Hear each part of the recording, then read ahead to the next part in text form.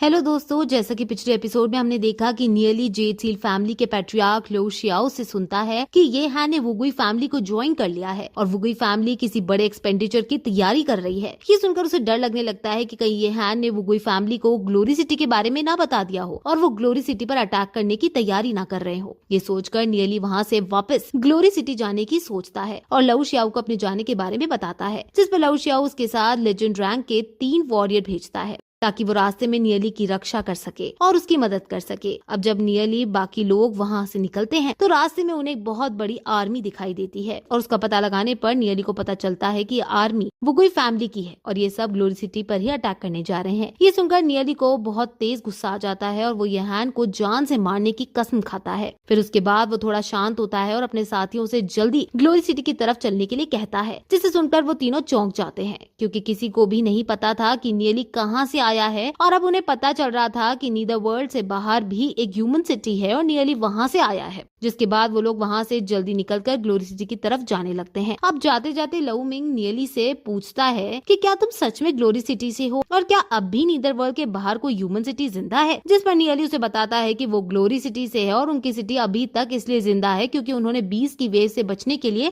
अपनी सिटी के चारों तरफ एक बहुत मोटी और लंबी और बहुत ही मजबूत दीवार बना रखी है। जिसे सुनकर लव मिंग काफी खुश होता है और कहता है कि ये बहुत ही अच्छी बात है और अगर हम इस अंडरग्राउंड वर्ल्ड से निकलकर वापस ग्राउंड पर जा सकते तो सारे ह्यूमंस बहुत खुश होंगे क्योंकि नीदर वर्ल्ड एक अंडरग्राउंड ड्रीम है तो ये ड्रीम ह्यूमंस के लिए ज्यादा अच्छी नहीं है और ह्यूमंस को ग्राउंड के ऊपर रहने की आदत है। जिस पर नियली उसे बताता है कि ग्लोरी सिटी इतनी सेफ नहीं है और अगर कभी कोई बड़ी बीस्ट वेव ने अटैक किया तो वो कभी भी तबाह हो सकती है। वहाँ के सबसे ताकतवर योद्धा लॉर्ड येमो है जो कि एक लेजेंड रैंक डीमन स्पिरिचुअलिस्ट है। इससे अगर नीदर वर्ल्ड की किसी भी फोर्स को ग्लोरी सिटी के बारे में पता चला और उसने ग्लोरी सिटी पर अटैक किया तो ग्लोरी सिटी तबाह हो जाएगी। इसी कारण से हमें जल्दी जाकर ग्लोरी सिटी को इस हमले के बारे में अलर्ट करना होगा। अभी वो थोड़ी दूर ही गए होते हैं कि तभी नियली को अपने आसपास आइस एनर्जी फील होती है और वो ये देखकर सोच में पड़ जाता है क्योंकि अंडरवर्ल्ड में केवल लावा और फायर ही थे और एकदम से यहाँ आइस एनर्जी आ जाती है जिसके कारण वो वहीं रुक जाता है और जब आसपास देखने पर भी उसे कोई नहीं दिखाई देता तो वो सबको चौकन्ना रहने को कहता है और उसे बताता है कि हमारे आसपास कोई है।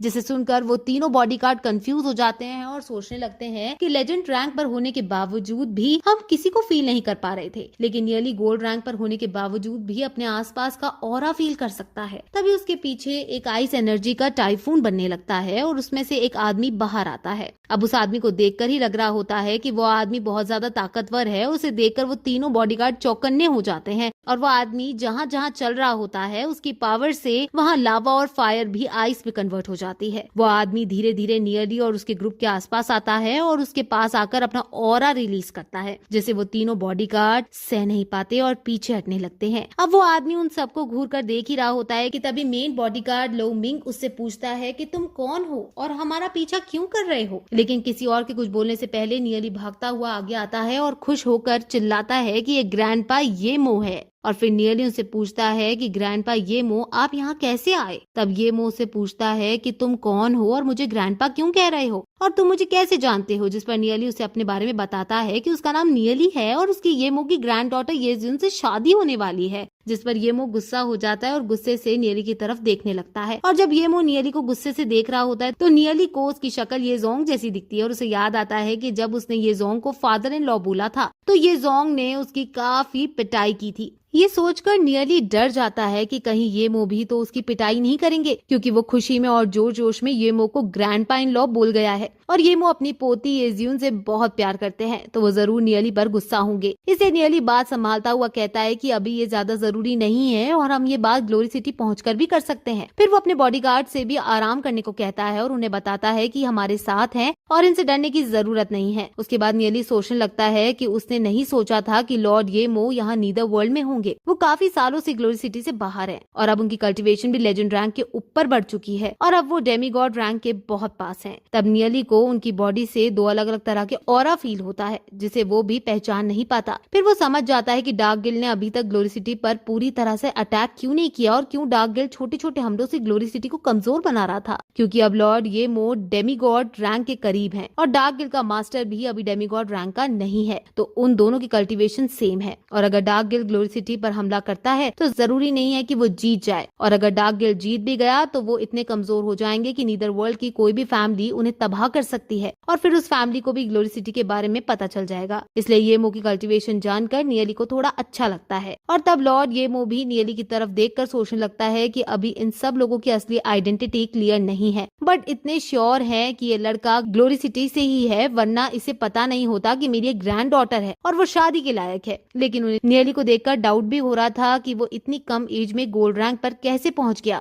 और अगर ये कोई ग्लोरी सिटी का जीनियस है तो मैंने आज तक इसके बारे में क्यों नहीं सुना, और ये 3 लोग जो इसके साथ उसके बॉडीगार्ड की तरह चल रहे हैं ये कौन है, क्योंकि ये लोग लेजेंडरी रैंक पर है। ग्लोरी सिटी में मेरे अलावा कोई लेजेंड रैंक पर नहीं था और कोई भी लेजेंड रैंक का वॉरियर ऐसे किसी का बॉडीगार्ड बनकर नहीं चलेगा। तभी नियली उन्हें सोचता हुआ देखकर समझ जाता है कि येमो को अभी उस पर विश्वास नहीं है, और इसलिए वो उन्हें बताता है कि ये 3 लोग जेड सील फैमिली के हैं। मेरे और जेड सील फैमिली के पैट्रियार्क लू शियाओ के बीच डील हुई है और इसलिए मेरी प्रोटेक्शन के लिए उन्होंने ये 3 बॉडीगार्ड भेजे हैं, जिसे सुनकर येमो सोचने लगते हैं कि जेड सील फैमिली एक अच्छी फैमिली है, लेकिन वो ब्लैकस्टोन सिटी की टॉप 3 फैमिलियों में से एक है, तो वो एक बच्चे के साथ कैसे डील कर सकती है। लेकिन फिर भी जेड सील फैमिली का नाम सुनकर येमो थोड़ा शांत हो जाता है और उन तीनों से उन पर शक करने के लिए माफी मांगते हैं, जिस पर वो तीनों बॉडीगार्ड भी कहते हैं कि आप मास्टर नियली के ग्रैंडपा हैं, इसलिए आपको सॉरी बोलने की जरूरत नहीं है। तब नियली येमो को बताता है कि वुगुई फैमिली ग्लोरी सिटी पर अटैक करने जा रही है, इसलिए हमें जल्दी से जल्दी ग्लोरी सिटी पहुंचना है, जिसे सुनकर येमो को गुस्सा आ जाता है और वो कहते हैं कि हाँ मुझे पता है ये सब उस गद्दार ये हैन की वजह से हुआ है, और अगर मुझे उसके बारे में पहले ही पता होता तो उसके नीदर रीन में घुसने से पहले ही खुद अपने हाथों से ये हैन को मार देता। इसके बाद वो सब जल्दी जल्दी वापस ग्लोरी सिटी की तरफ जाने लगते हैं। जाते जाते नियली येमो से पूछता है कि नीदर वर्ल्ड में कब से है, जिस पर वो उसे बताते हैं कि उन्हें नीदर वर्ल्ड के बारे में 5 साल पहले पता चला था। तब नियली सोचने लगता है कि ग्लोरी सिटी के अंदर लॉर्ड येमो एक लेजेंड रैंक है और सब उन्हें किसी भगवान की तरह मानते हैं, और जब से मैं पैदा हुआ हूँ तब से उनके बारे में सुना है, और हमारे शहर के हर बच्चे को लॉर्ड येमो की बहुत सारी कहानियां सुनाई जाती हैं कि कैसे वो जन्म से एक साधारण सी फैमिली में थे